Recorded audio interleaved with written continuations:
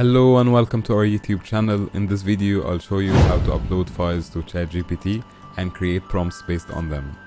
Although there are different methods for doing this, we chose this method because it's the most convenient and it also lets you upload PDF files, which is not available in the other ways.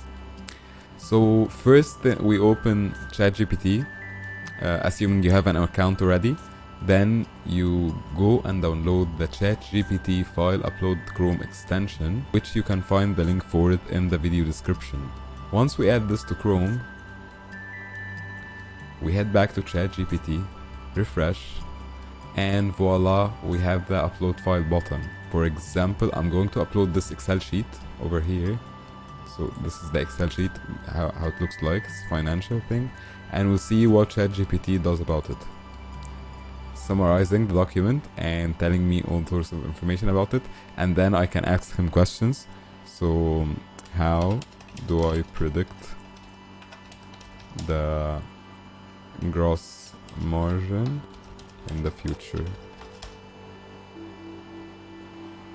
So as you can see, it's telling me all sorts of information that I'm asking about. And one more thing, you click on the settings button here. You can see all the supported file extensions, and you can edit the chunk size, the prompt chunk size. So let's try something else. We'll upload file, we'll head to desktop. Now we'll try a PDF file. This is a PDF file, and this is actually, so since it's a big file, our application is breaking it down into smaller chunks to be able to feed it into ChatGPT.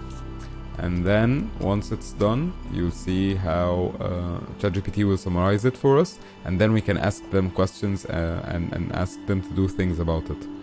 So a cool thing that I've tried is that I actually asked ChatGPT to create a YouTube video script summarizing one of the PDFs that I uploaded to it, and it worked. It's amazing.